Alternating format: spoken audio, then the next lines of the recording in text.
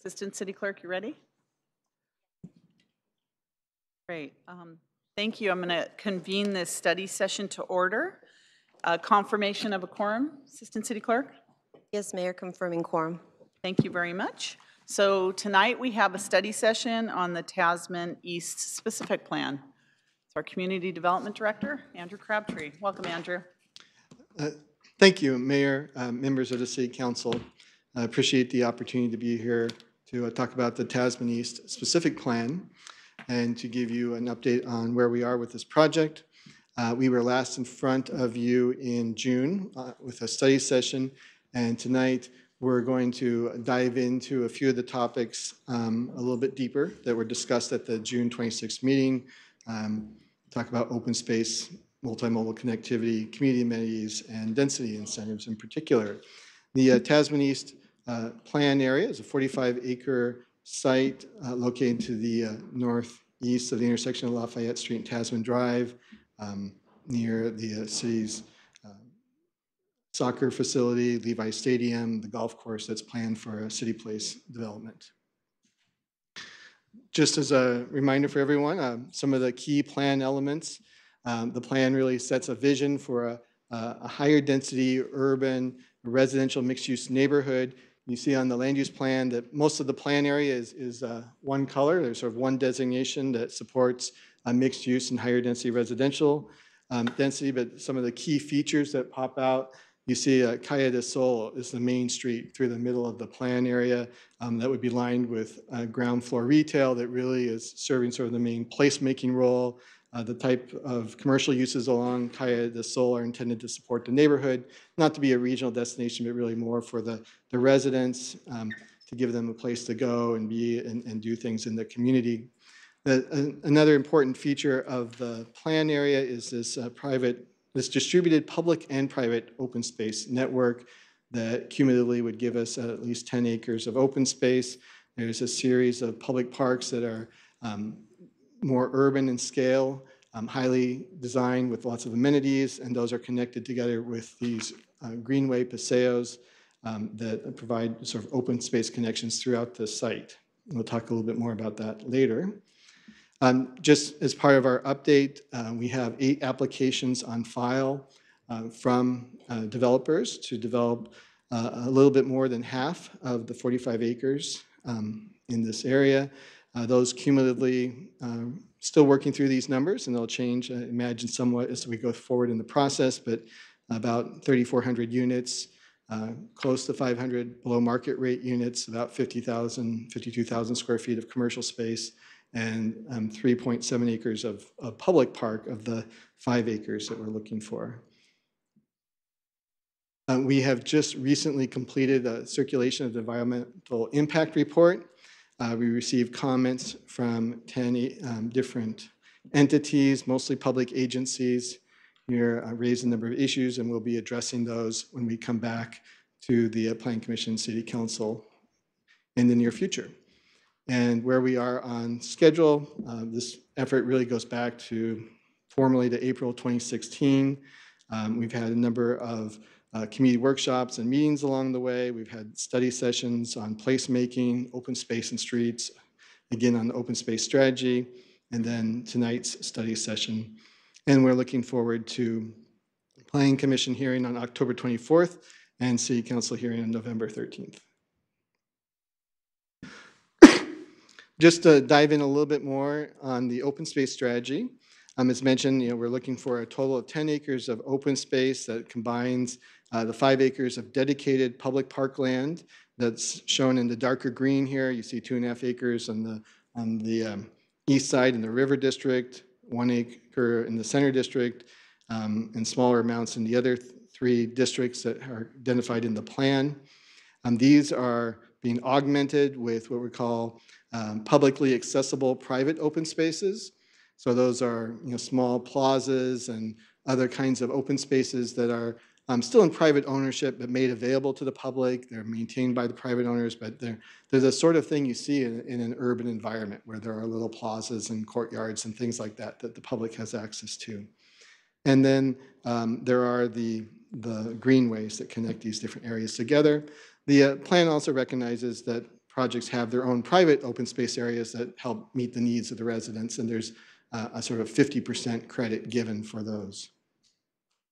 At the last study session, we were asked specifically to talk about how the plan connects to other open space areas in the region. So you have this diagram that shows the different green areas around. There's the, we call Central Park North, or City Place Central Park North Park, that's planned as part of the City Place development. There are some open spaces within City Place. There's the youth soccer park. There's the Eula Stack Natural Area. The Guadalupe River Park Trail, very important connection, actively used for bicycling, commuting, other uses in the area. And then the Catherine Hughes Elementary Fairway Glen Park to the south. And the dotted lines really represent the primary connections that will be available. The sort of pedestrian bicycle facilities are being planned on these streets, and make sure that they're not just the minimum standards, but above and beyond that. And then the green line sort of represents more of a paseo. It's envisioned to be like at least 30 feet wide, sort of paseo that connects through the plan area, so that there are quality connections between those areas. I'm going to dive into the character of those a little bit more here. First, looking at the greenways, and these are really just images to help us understand what those could look like. These are obviously, we have to find projects that exist to take a picture of it, so they may be different when we implement this. But these are representative of the types of places. It could be just a path with lots of landscaping. It could connect into like this little cafe plaza area where there's activated use. Even as we're looking at some of the projects on file, they're starting to think along those lines about how they can place activities along these greenways to give them life and make them placemaking features as well. Another example of a paseo. So then Calle de Sol, this is the main street. It runs north-south in the plan area. And this is, as mentioned, going to be really an important focal point of the community. It also addresses traffic needs. So we have 2-, 3-, and 4-lane configurations that are in the plan. So there's flexibility that if there's more need for vehicle circulation to be accommodated, the plan can respond to that, or it can give a little more emphasis to the pedestrian and bicycle connections as well.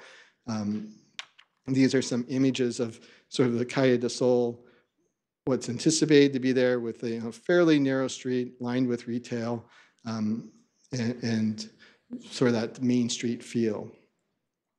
Calle de Luna is one of the major east-west connections through the plan area. And it is anticipated to have a fairly residential character. The street section from the draft plan, you can see the buildings, the stoops, and so forth. There's a 7-foot clear sidewalk area with 5 feet of park strip. So these are enhanced over what you see typically in our neighborhood conditions, a little wider landscaping and sidewalk area. Here's again an image of what that might look like as you go down this kind of landscaped area with the street trees and stoops in some cases as possibility. Another image of just kind of the environment that we're looking at. We call the landscape strips, or part of the street life zone, this idea that it's not just trees, there could be benches and other things that help to activate the space. And then in one case, we're anticipating that the greenway would become adjacent to Calle de Luna, the street. And so we would have this sort of augmented, almost like a linear park, but greenway space along the frontage of those buildings in the street to provide more areas for activity to take place in kind of an urban setting. Calle de Mundo is the other east-west connection to the north in the plan area. Again, primarily residential in character. This is where the plan really anticipates the best bicycle facilities to be placed. So it has the dedicated bike lane with the green striping. I'm sure you're somewhat familiar with that. Some images of what that kind of zone could look like as well. And then Lick Mill Boulevard is a very important vehicle connection north-south for cars, but also has dedicated bike lanes, a street life zone, the clear walkways, so that it can support a good walking bicycle environment as well as cars. And here's an image of a wider street like that with a median and greenways and so forth that kind of give us a sense of what Lick Mill could look like once it develops. So then the next topic to address is community amenities. We were asked to come back with a little bit more information about public meeting space. And we've worked through with the property owners, and this is where we've agreed to bring this forward as kind of the current proposal. We've sort of built up the amount of the square footage of the community room that would be made available for the public use to 2,000 square feet. And then the hours have been expanded, so it's 5 to 10 Monday through Thursday, and 8 to 1 on Saturday. That would be available for any member of the public who could contact the manager of that space and request to use it. That is available for city, school district. I should clarify, not any member of the public. It's available for city, school district, nonprofits, community service organizations, civic associations, neighborhood groups, and youth organizations. But it's a pretty broad set of groups that can have access to that space. And it would come equipped with tables, chairs, and restroom access and so forth. And it would be located, accessible to the public, sidewalk, open space that would open onto so that it has a public feel, it's easily accessed.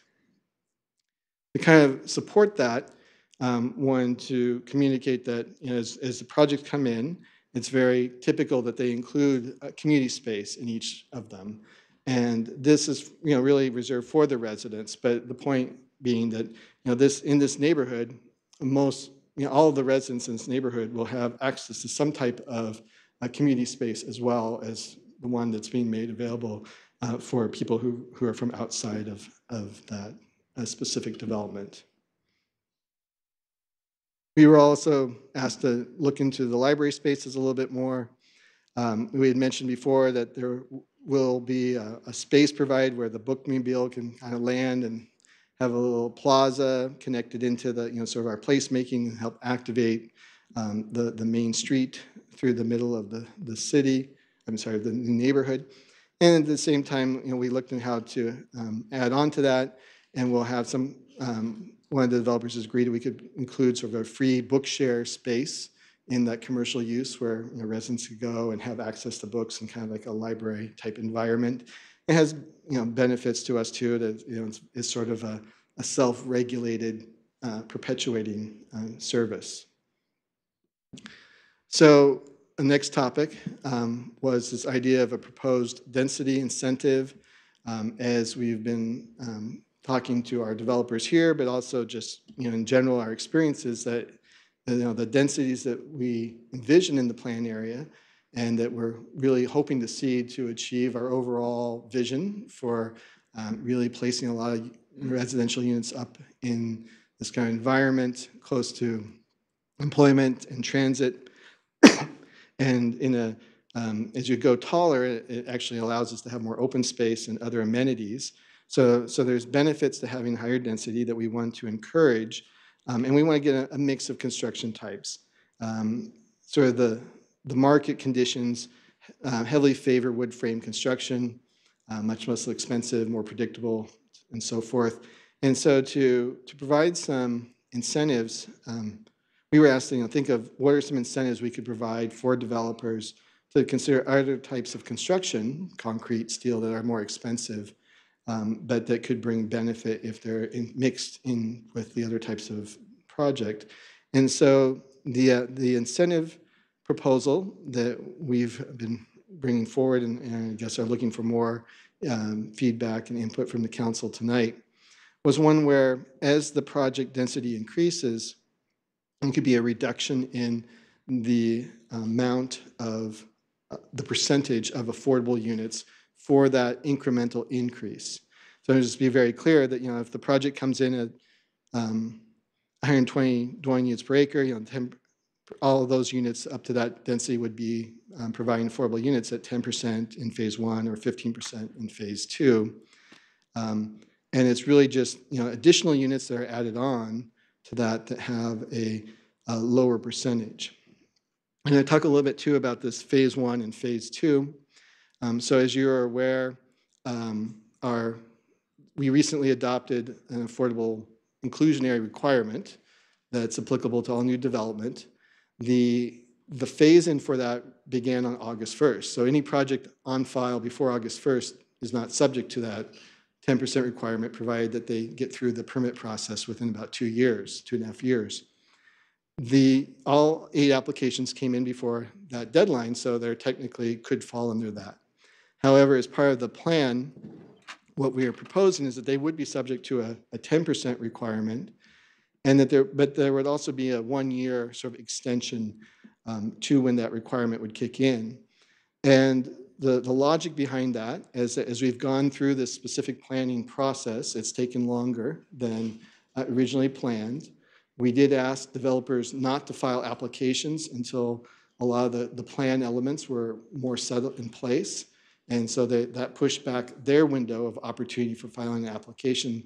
So there seemed to be a justification for granting them sort of a longer time to come in under a lower affordability requirement. So that's this initial 1-year extension, 10%, 15%. You see the 2 different phases here in this, as well as the reduction for higher density. So what that would mean in terms of a project. So, if someone had a theoretical 1-acre site and they proposed 120 units, assuming that's kind of the highest they can go in a wood frame type construction, we would receive 12 affordable units at the 10% if it's phase 1, or 18 at the 15% if it's phase 2.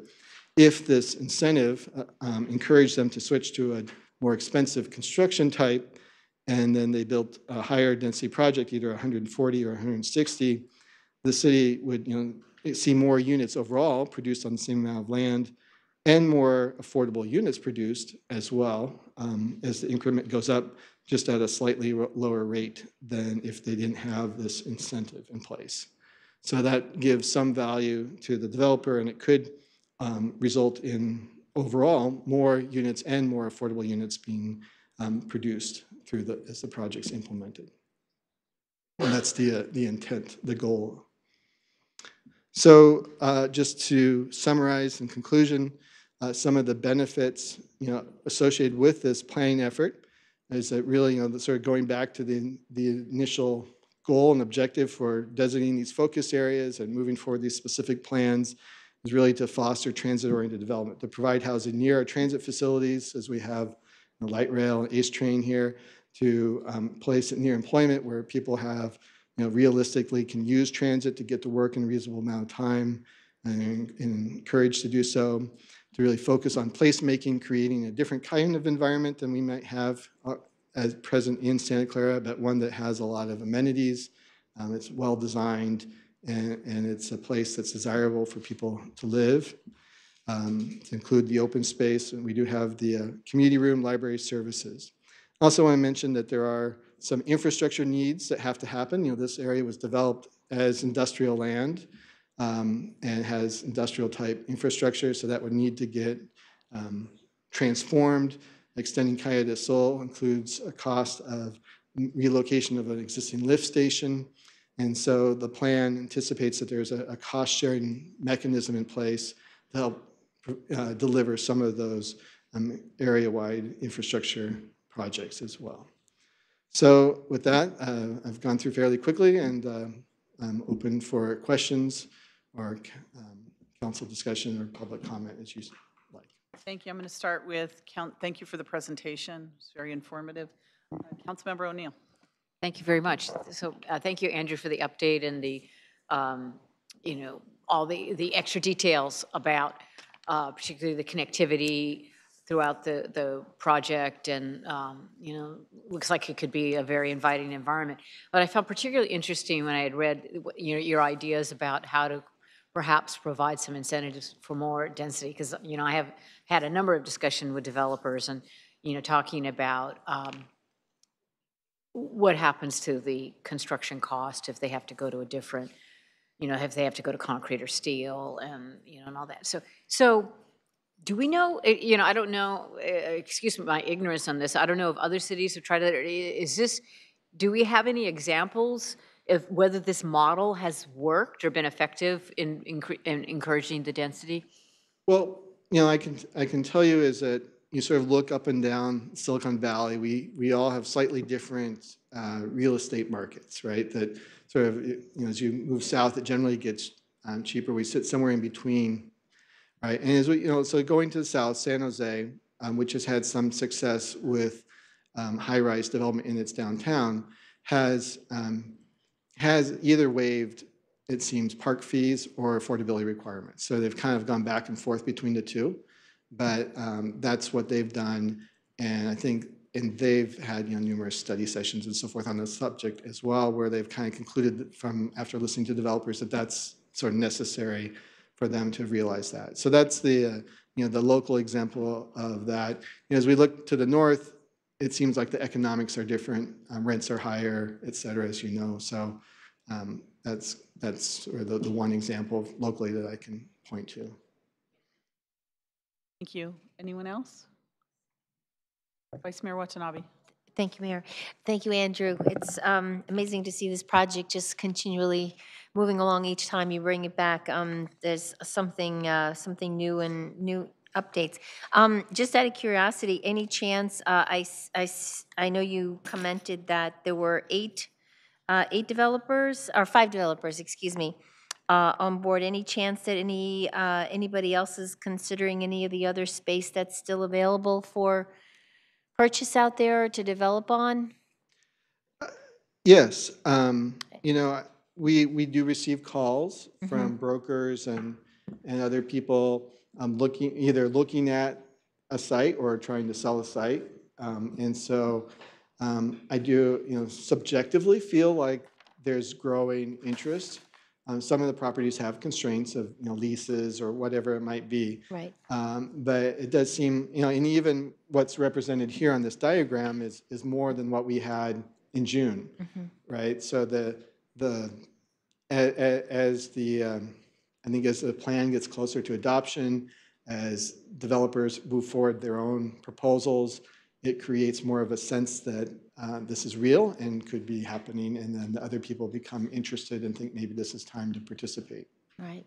Yeah, to me, I mean, I just feel like the more property you can develop at the same time, obviously the better, instead of coming in later on and then having an impact on what's already been built. So, Very much agree.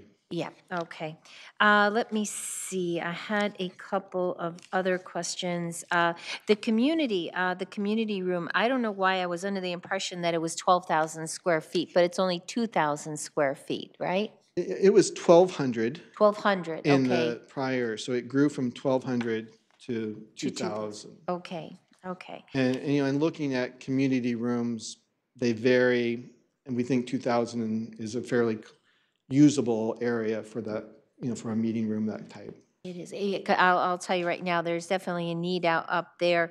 I mean, I tried to reserve the community room at the Northside Library, and I could either get it this Saturday or 2 months' time. So there's definitely a need. I mean, it's nice that so many people want to get together, but when you have something come up, it's nice to have alternatives. So that's good to know that that would be open to the public. Let me see. Lake Mill Boulevard. Okay. When I first saw the picture of Lick Mill, I freaked out a little bit because I thought, what happened to Eulestack? But I guess this must be on the other side. This is right. This is where through the project area, and this is a caveat. We were trying to find images that came as close to representing the development. This looks to be more commercial use, really, in these buildings, for example. So don't get too much into what you see here, but I was this was the closest we could find to sort of the street condition that we expect through the project area. And Eulestack is to the south, of course, Right. is not proposed for any kind of development. That's, I just wanted to be sure of. I had a feeling, but just wanted to be sure. And then, well, I guess this is still on the other side going north, but do you anticipate traffic signals? You may or may not be able to answer that question, but On Lick on Mill? Lick Mill, yes, Yeah, well, certainly at Tasman, right? But then as you go north of there, I don't know off the top of my head if there would be at the connecting streets. So I could get back to you on that. But, Okay. um, Yeah. The reason I ask is just because right now, there's about 5 different traffic signals on Lick Mill, and it causes confusion because there's no consistency, and there was an accident out there as a result the other day. So that's my concern, Okay. just We'll look at consistency that. in traffic signals. One more question about the public meeting space. Who would be maintaining it?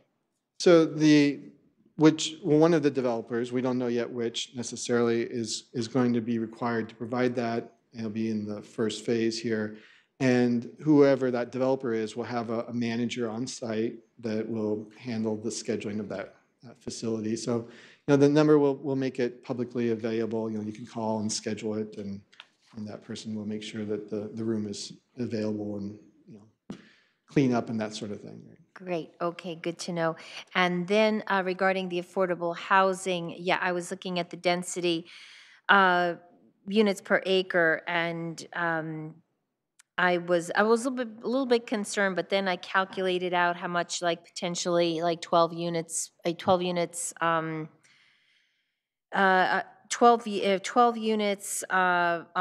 if there's 120 units, and then 12 of those would be affordable. It comes out to a decent number of affordable units. So there's, depending on what the density is, I mean, it has a nice range between 300 and 500 affordable units. So I thought that was a good number as well. First, I thought we need to make it more, but that seems feasible and a good number. I appreciate that. If I may just add on, that's, we're looking at, 300 plus affordable units in Yes. this first phase. And that's a significant amount for Right. what we deliver here.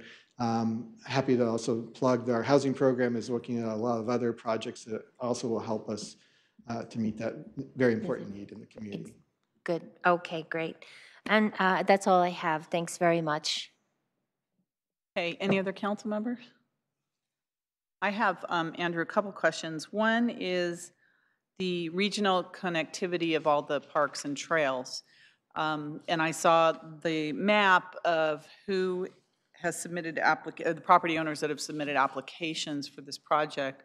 And we may or may not, probably on the order of may not, have buy-in from all the property owners in the area. So is there a plan A, B, and C in the event that for the connections, Right. that we're not able to include all the property owners if they choose not to buy in? Yeah.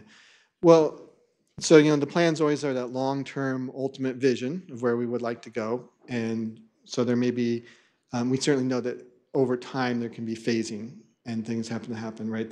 The streets mostly are there already. We'll provide a lot of the connectivity.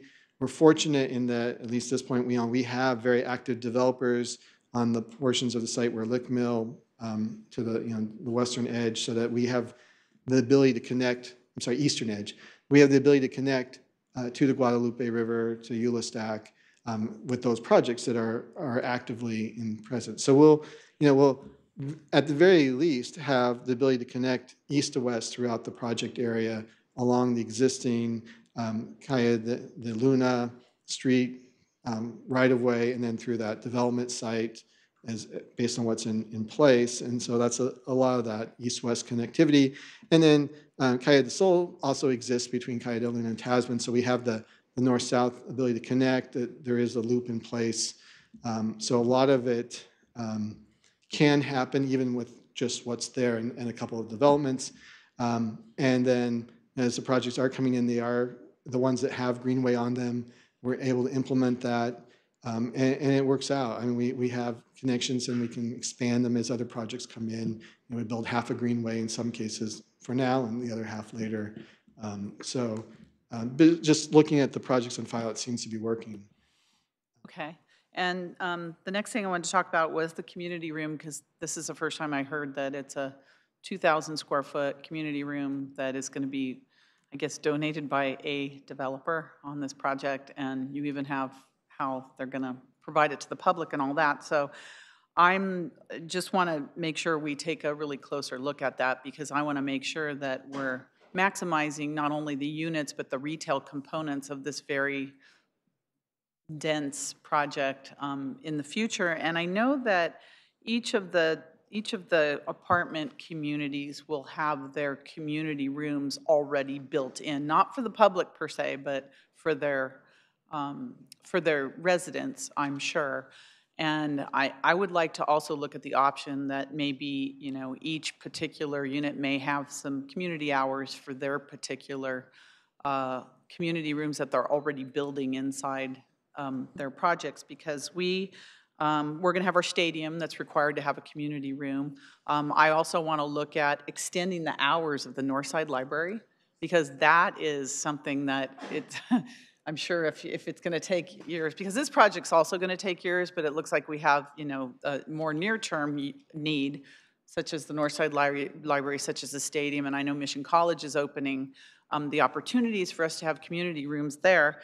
But the sheer density of this project, again, I want to make sure that there is a quality of life for those residents that are going to be there, and that we can maximize the retail, especially in that area. And then the area that we have for the bookmobile, if we can make that a special area in terms of placemaking, more outdoor community spaces around the bookmobile might be something that I would be interested in as well. Also, let's see, in terms of the density versus affordable, I'm really interested in the affordable aspect of it, because based on what we're approving out in North Santa Clara, we're going to need some housing for the workforce that is going to be servicing that entire area. So I know there's a threshold in terms of density that really changes the pricing of building these units, and I'd like the developers to maximize up to the threshold that they're comfortable with, but in lieu providing more affordable housing for the workforce out there. So those are just my comments on that right now. Okay, Councilmember Mahan. Thank you.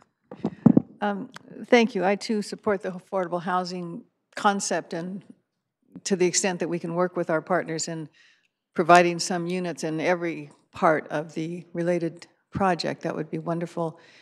I also support the community room. I think a public community room is kind of necessary, especially given the densities, especially if it becomes the kind of community space that local groups can even walk to and utilize, for their nonprofit activities and so forth. A public community room is really different than having a rec room in your apartment complex or something like that, which isn't open to the public. This project has been on board for a very long time, years, literally years.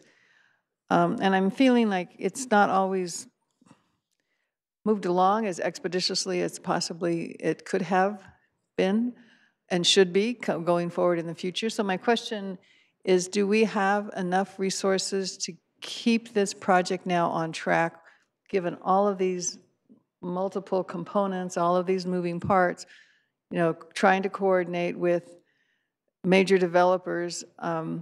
It's sort of reminiscent of when we built Rivermark. We had a number of major developers who came together in a consortium, and it took a lot of staff time and outside consultant time to assist our staff to make sure that it got all built in phases, but those phases were articulated sufficiently that, the project kept moving forward and there were no downtimes. So that's my question. Do we have enough resources? Do we need more? Should this come back to council for that kind of action to make sure that this planning phase gets put through now much more expeditiously than it has, and that the building phase is coordinated enough that there aren't going to be any, downtimes or times that are detrimental to the building of it. Manuel? Yeah, thank you. Yeah, Manuel Pineda, Assistant City Manager, and I know Andrew and CDD have taken some steps with regards to contract planning managers to kind of move the projects along and keep them on schedule, on the current schedule that we have today. Before you provide some details on that, did want to provide some context that as we shared with the council recently, we do have some constraints as it relates moving projects forward, not just this project, but other projects, especially as it relates to our building department. We share with you that currently we're recruiting for a building official, as well as an assistant building official, which are our top two building positions within CDD. In addition to that, currently working through 13 vacancies that include, the staff that works directly on building the projects, permitting the projects, and going through this process, including multiple inspectors. So we definitely have some constraints. I know Andrew and his staff have taken some steps as it relates to planning and processing those projects and getting some contract planners on board to do that work, and I'll let Andrew jump in on that, but did want to provide that context, especially as it relates to building and building permits and all the gaps we're trying to fill, not just for the current projects we're trying to process, but also future projects that we know will be coming in. Yeah. Yeah, just to emphasize that, the labor market's a little easier for hiring planners than for building inspectors, it would seem. But we did bring in some contract planner help. You approved a reimbursement agreements a couple months ago with the various developers where that's being offered to them as sort of a higher hands-on, expedited level of service. So they're taking advantage of that, and it's kind of a pilot for us, but it's something I've experienced with, and we can work well for us. So I think that's working well with us so far. We did work with the developers, that we received 8 applications within 3 days. It's for big projects, a little unusual, and our process is set up that everything kind of goes through together. But we talked to the developers and kind of agreed mutually on how to meter those out so that we can kind of push them through according to where the developers are in their own schedules. And so we've been working closely with them on getting that planning process through. Certainly, complicated construction ahead of us, but not anything we're completely unused to. We have type 1 construction going on in the city. We have type 3, we have type 5, we have multifamily, as you know. So we have people in-house with the expertise and quality, but we are always looking to grow our team, bring in qualified people, or even if we can find outside resources to supplement in ways that make sense, we're doing that all the time as well. We do have contract people assisting us on inspection and plan check presently as well. So those programs are in place. We can grow them if necessary. Even in that realm, it's hard to find people. We're not the only ones that are challenged in this regard. The private sector is challenged as well because of the continued construction boom that we're all enjoying. All right. Councilmember Mahan, are you? No. Oh, you're finished? Okay. Thank you. Vice Mayor Watanabe? Thank you, Mayor. Just to add, thank you for adding that comment about the Northside Library, and possibly, if it's possible, to increase the hours there as well. I was going to make the same comment, just to help, alleviate the shortage of community rooms. I mean, that would help, take the burden off not having enough space at the moment until, the projects are built out. But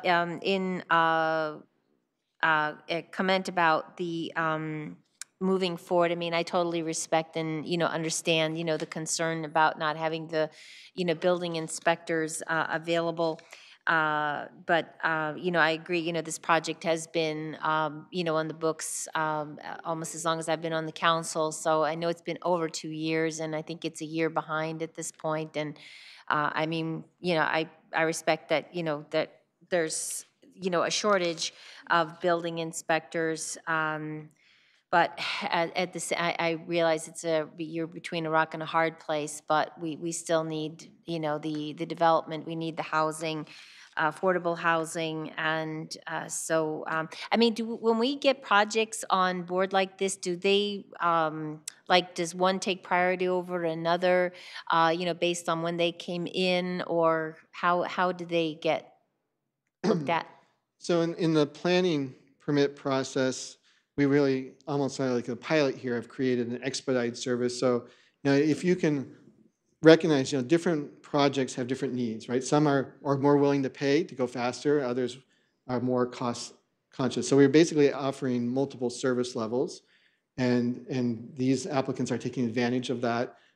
So they are, I would expect, receiving an expedited process through the planning permit process by bringing in these contract planners to provide them with that. And having worked with them in the past, I know that whereas one of our planners might have 20, 30, 40 projects, these might have 3 or 4, right? So they can give more attention and be more responsive in that regard to a specific applicant. And then as we move through the building permit process, there are also tools in place, and we're working on, I think you've had other communication about that, working on expedited plan check processes. We do, for big projects, we assign resources where we'll put inspectors on site, right? They're there every day because we know that continuity is very important. Where we have things that are large scale and there's a lot of repetition, we might bring in contract people to do sort of the more basic and repetitious part of it, to take some of the more mundane load off of our more experienced inspectors. So we do things like that to try to make it go as well as we can, obviously. Yeah. Okay, that's great. Let me just ask you also, I mean, I see the Planning Commission is due to, the Planning Commission's hearing is on October 24th. Are they going to have the benefit of like a meeting like this that might give them the ability to have some questions answered, to kind of make the Planning Commission meeting itself go a little bit smoother? Yes. Yeah, we do have a study session. Actually, their next Planning Commission is having a study session on Great. this. So. Okay, good, because I would think that would just help, if it potentially just delay things a little bit more if there are any serious concerns that come up as a result. Yeah. Okay, that's all I have. Thank you very much. Okay, thank you, Director Crabtree. Not seeing any more council requests to talk, I'm going to go to the cards here, and we have Mitchell Mankin. If you'd like to come forward, please, Mitchell. After that, I don't have any other speakers that have signed up, so you're free to come up and speak after Mitchell. Welcome, sir. Okay, thank you. Thank you, Mayor Gilmore, Vice Mayor Watanabe, and members of the council. My name is Mitch Mankin. I'm here on behalf of SV at Home, which is the voice for affordable housing in Silicon Valley. We're here tonight to encourage the council to commit to incentivize affordable housing beyond the bare minimum, and especially to deeper levels of affordability than 100% area median income average. We're in a deep housing crisis, and 10% affordability at average 100% median income just doesn't do enough to address it. In this plan, we'd like to focus on 2 points in particular. First is the grandfathering. While we commend staff for working with the developers to get 10% on the 8 projects submitted so far, we strongly oppose the extension of the grandfathering period for another year. Growth is happening now, and the need for affordable housing is incredibly urgent. Another 1,000 units are planned for in this specific plan, so a decrease from 15% to 10% would mean 50 more units that aren't affordable, and that means, in human terms, 50 people or 50 families who can't afford a home in Santa Clara. The second thing we'd like to talk about is the proposed reduction on inclusionary percentages. So this is actually the exact opposite of how the state density bonus law works. Usually developers, if they are given the benefit of producing more units, they provide more affordable units because there's some subsidy that's available there. So we're concerned about this precedent of exchanging density for affordability. We should be doing both those things in tandem rather than doing one or the other. With higher rents in the northern part of the county, it should actually be easier to do this. If you have higher rents, it's easier to subsidize below market units. So we really want to make sure that this successful strategy in the rest of the state, the rest of Santa Clara County, can be repeated here. Finally, we'd like to thank staff for the hard work on the plan. We understand and appreciate the concern for density, and we just want to make sure that affordable housing and working families are not left by the wayside. Thank you very much. Thank you for your comments. Oh, wow, doorbell, okay. If anyone else would like to speak, please come forward. No one? Anyone? Okay. Council, so this is a study session. There's no action to be taken. I think that you've heard from us that we would like to get this moving as quickly as we can. We need the housing, we need the affordable housing. It's not a landfill, so that's a good thing. And at least we can start to connect our green spaces, even though we may not have all the properties involved in this. So thank you all very much for attending. Is there any final comments, Assistant City Manager, City Manager? Just that we'll continue to keep the council updated on the project. All right, thank you. And thank you all for coming this evening on this issue. We're going to go right into our next issue, which is, oh, is this another? Oh, at 6:30, we can't. Oh, we're early. All right, we will take a short recess till 6:30. Thank you.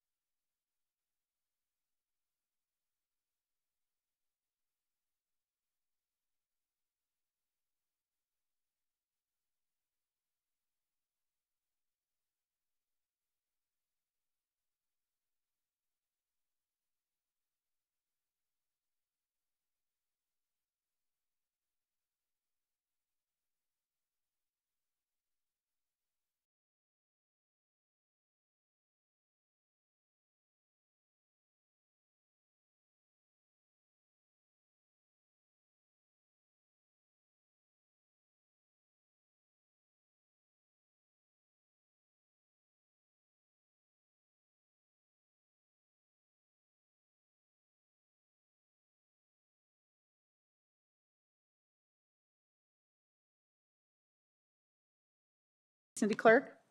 Councilmember Mahan. Here. Councilmember O'Neill. Present. Councilmember Davis. Councilmember Watanabe. Councilmember Coldstat. Here. And Move excusal for Mayor Officer, Gilmore. Councilmember Davis. Officer Davis. Motion second to excuse Councilmember Davis.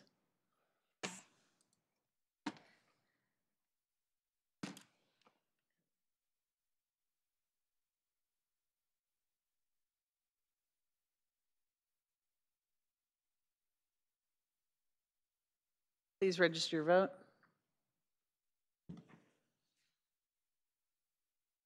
And that passes unanimously. Thank you. So we have one item on our agenda, which is action on a multimodal improvement plan for the City Place project. Craig, please come forward. Welcome. Thank you. Good evening, Mayor and Council. Craig Mobeck, Director of Public Works. Tonight, I'm going to be presenting on the multimodal improvement plan that's part of the City Place project. So in terms of that plan, what it stems from is a congestion management program that the City of Santa Clara is part of.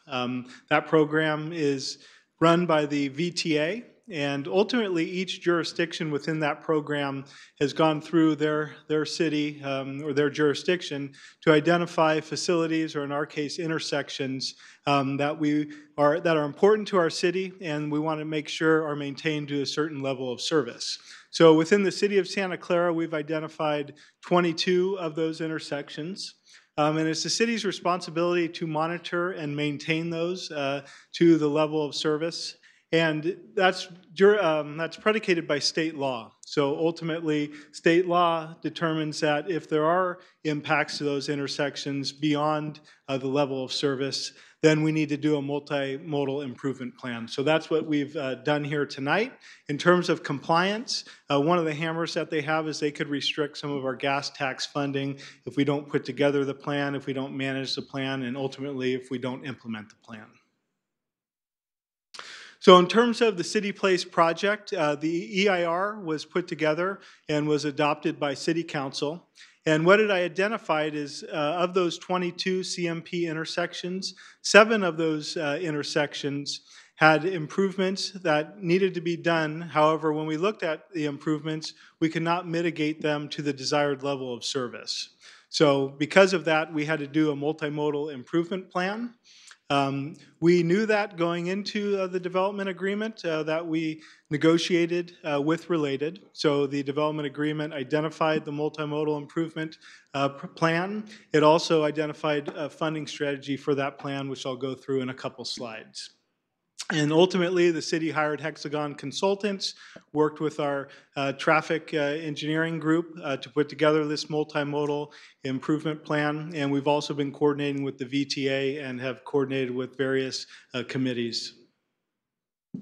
So what are those 7 intersections that I spoke of that we cannot mitigate fully to the desired level of service? They're listed here. The first one being Great America Parkway and Tasman. Second, Great America Parkway and Mission College Boulevard, Agnew Road, De La Cruz Boulevard and Montague Expressway, San Tomas Expressway and Monroe Street, De La Cruz Boulevard and Central Expressway, Scott Boulevard and Central Expressway, and lastly, Lafayette and El Camino. And you'll see that of those 7 intersections, 4 of them also involve a county expressway. So in terms of our multimodal improvement plan, so what is it? Well, in general, it's a set of improvements, a program, and actions to improve overall multimodal transportation network in lieu of standard improvements. So what it recognizes is that, based on how we're built out today, if we take a look at these 7 intersections, there's only certain things that we can do based on the constraints of private property. So when we look at the intersections, you can't start obviously adding lanes into private property. That creates obviously other issues in getting right of way and bottlenecks and things of that nature. So it really looks at how can you improve other forms of the transportation, multimodal improvements to help facilitate traffic through those intersections. And so what we did in terms of putting together that plan is first, take a look at what's that deficiency list. So we identified those 7 intersections, And then when we looked at those intersections, we took a look at a variety of projects at each location that we could do that would benefit the multimodal transportation. We then set forth an action plan and tied that to the phasing of the related development at City Place. And so in doing so, we're able to implement certain phases of the multimodal improvement plan as the related project gets built. And then lastly, we do monitoring and reporting based on the progress of the plan.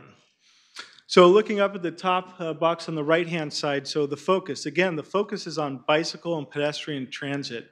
What improvements can we make to bike lanes, to trails, to encourage use of those facilities and to get people out of their car to try and reduce traffic?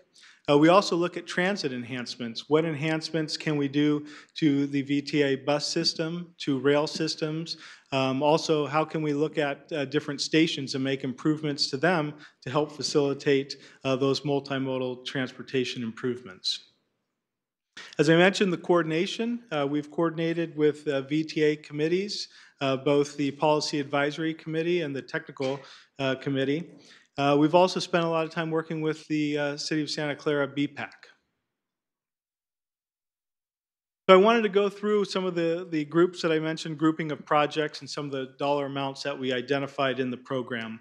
You'll see at the bottom, this multimodal improvement plan is roughly $23.5 million. We've allocated about $2.6 million to transit service enhancements.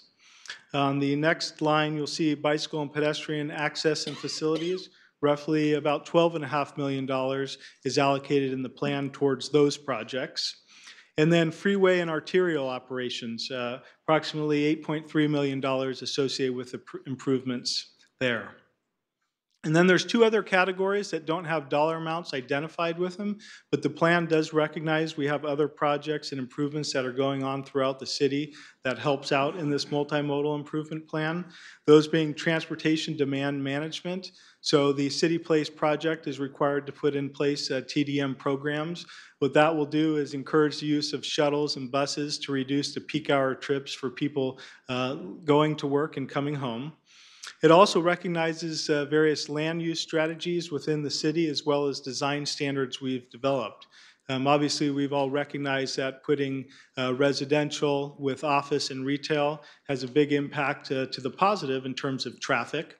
When we've taken a look at our specific plans, we've also looked at bike lanes as well as pedestrian, and how can we bolster both of those to try and reduce traffic and get people into bicycle and walking to and from work.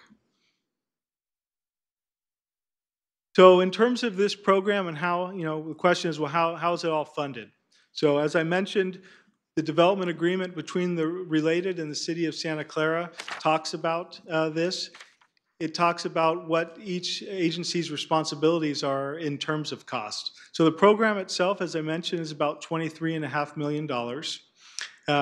The developer's responsibility, there's a range. And the reason why there's a range is because obviously we have a plan of what's going to get built out there today and some phasing, but things can change over time based on the economy. Things get scaled back, things could be built sooner, things could be built later. Also, fees will change. So it also addresses that. So when we look at everything in terms of how it can be flexible and change, the range that the developer would be responsible is somewhere in the range of $17.5 million to just over $20 million. And then the remainder of that will be the responsibility of the city. So again, looking at that range, it's just over $3 million to just under $6 million. And the city would fund our share of the plan through grant funds, regional funds, and also look at getting Measure B money as well. Now, I did want to highlight that besides this multimodal improvement plan, there's also additional funding that City Place is putting towards mitigations. And so those primarily came out of the EIR document, and there's a substantial amount of money for that, over $51 million. So when you look at those two categories, over $35 million is going for intersection mitigations. So those are intersections that are not part of the CMP. We can mitigate those. There are also intersections that are part of the CMP. We can do some mitigations, but it just doesn't get us to the level of service that we desire. So that's what pushed us into the MIP. There's also over $16 million worth of freeway improvements. So we'll be working towards the VTA or with the VTA to allocate that money and make improvements to the freeways.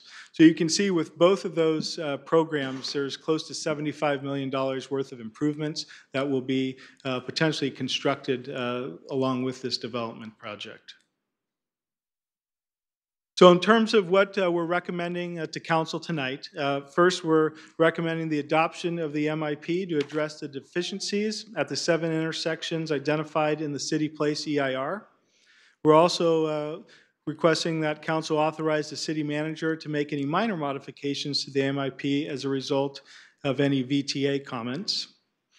And in terms of the next steps, so if things are approved tonight, then we plan to go back through the VTA process. We've, as I mentioned, been coordinating with staff, but we'll go back through the Technical Advisory Committee as well as the Policy Advisory Committee, and ultimately back up through the board. And then in early 2019, we'll be working on a funding agreement, so we'll be bringing that back to you, and that'll really spell out how the monies in the MIP are allocated, how we get the monies from related. So that concludes the staff presentation, and I'm available for questions. I have a question just on the timing, as you said. So it's this council, and then it's VTA, and then the funding agreement? Yes. So, okay. Yeah, so we'll be going through the 2 VTA committees and then ultimately back up through the board. The TAC and the PAC. Yep, and then to the board. And then we'll be coming back here with the funding agreement, because once it's approved by VTA, I think we have 90 days to enter into the funding agreement with related. So we're going to be starting to work on that now, come back to you at the beginning of the year with that. And I'm sure VTA has been discussing this, Teresa, for a while, right? This is not new information to them. No, this is we've gone before those the TAC and the Policy Advisory Board. We've gone before them already, so they're well aware of it. We've also been working with staff on this. Okay, great. Councilmember O'Neill. Okay, thank you. I mean, there's a lot of work to be done and a lot of projects, and I know some people in the community have had the impression that the city approved the project without, you know, making any changes to the transportation or planning for that. So, you know, we've got a lot of work coming ahead of us. But so one of the things that's been of particular interest to me is the idea about studying the Great America Station to really make a multimodal station. And I know there's a line item in the plan for that. And I don't think that we've got all the funding, because I think we originally put in like I think 500,000, and I think I was kind of told that it was going to cost more, like at least $750,000. So do we have any? Have we had any ideas about where we could get the rest of the money? So we did go back and take a look at that, and what we did is make a modification to authorize $750,000 towards that study. So that added, obviously, to the 500,000. Okay, great. So that's part of the MIP. Okay, great. Thank you. And then the other thing we did in talking and working with the VTA is look at funding a study as well to look at a pedestrian overcrossing, and that's over by Tasman, by the Convention Center and Stadium. So we would do a study to look at, is that a feasible option? And so that's part of the MIP as well. I know I've always wanted to, or not always, for several years I've wanted to see. I know that the conversation has been right in front of Tasman, but maybe something more like at Great America and Tasman, and having kind of a platform with like a bicycle roundabout on top or something. You know, we should, you know, this project is incredible, and so we should be continuing to think big on some of these things. And so I know that there were also some issues about the additional left-hand turn from out of the project onto Tasman, which would cross the light rail tracks. And so I know that that was a point of discussion for a couple of years. Have we reached agreement on that?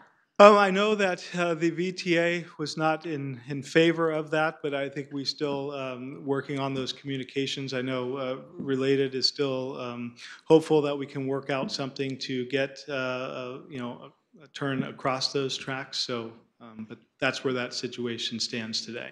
Okay, all right, thank you. Manuel? Yeah, thank you, Mayor. Assistant City Yeah, Manager. so we have been working with the VTA and related, and the current proposal does not have a left turn. It's not something that related or the city are currently pursuing. However, it does not prevent future modifications if it arose that it was possible or feasible, but it's not being proposed as part of the project having the left turn out. Okay, thank you. Okay, Vice Mayor Watanabe? Thank you, Mayor. I just have one question. What is the status of the Measure B lawsuit? So the last that I heard, there was supposed to be a hearing this month, but then that was postponed. And so I have not heard any news. There hasn't been any new dates that I'm aware I of. think that it's have in been set October. forward. Yeah. It's Did they set a been, new date? 'Cause I know yeah, the last email I got, it was postponed. yeah, it has been postponed, but I think it's been, I think they did get a date in October. In I'll have to- October. Any So chance we're of working on that. It's October? going to be heard at the appellate court down in downtown San Jose, and I'll have to check and find the date, but I think they got a date. Okay, thank you. Okay, any other questions from the council? Seeing none? Thank you very much. Thank you. Do we have any cards from the public? Would anyone like to make any comments? Please come forward. Yes, welcome. Welcome. Thank you, Mayor Gilmore. Members of the council, Steve Eimer with Related. I'd just like to support the recommendation of the staff. We've been working very closely with them for some time and thank them for all their efforts. It's been an extensive amount of work over a period of time to pull this report together. And we're very much in support of it and are anxious to move it forward to the VTA. I'm available for any questions if that emerges. Thank you. I have a question, Mr. Eimer. It's about the left turn from the project onto Tasman. Yes. Are your thoughts on that? My thoughts. Well, we've desired to see that left-hand turn incorporated at some point along the line in the project. It's probably not necessary in the first phase of the project. Somewhere in our view, depending on how the project matures in terms of traffic movements and specifics, we do think that it's something that could be very helpful to the flow of traffic in and around that area. It not only would potentially help our project a lot, but also in relation to operations of the stadium events, traffic, in and out of the area. We think it would be a very good thing to consider very carefully, and if appropriate, adopt at some point. I was just thinking, and maybe I'll ask Councilmember O'Neill, what are the thoughts of the VTA of not having that left turn just because it's crossing the tracks? Because I've noticed, as Mr. Eimer said, with all those stadium events, it flows much better when the traffic's dispersed. Right, and so one of the objectives in trying to increase light rail ridership is to speed up the trains. And one of the things that I think that'll come out of the study would be like to look at, potentially changing that bridge over, the way the bridge over Tasman goes, and a lot of the way that the heavy rail is interacting with the light rail. And we're looking at, the lines for light rail are being redesigned so that they better interface with the BART station in Milpitas.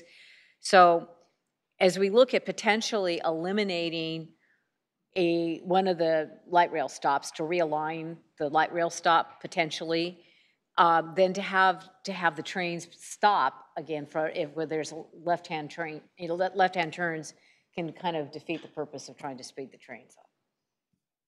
That's an amateur's view. Okay, all right. So we'll see how it works. I'd like to see the left turn. Oh, okay. Thank you, Mayor. Thank you. Any other questions for Mr. Eimer before he sits down? Okay.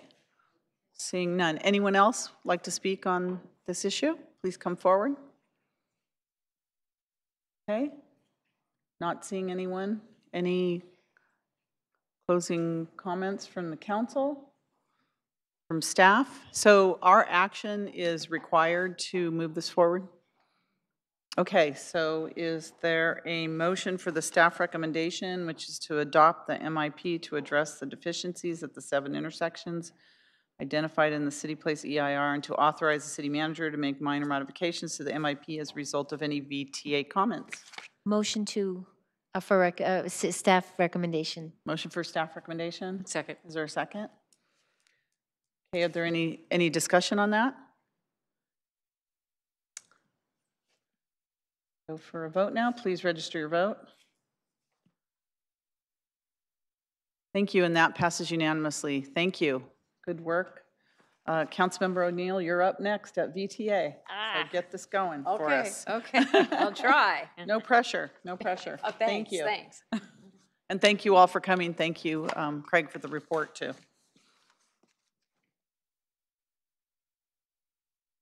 We have 9 minutes before council.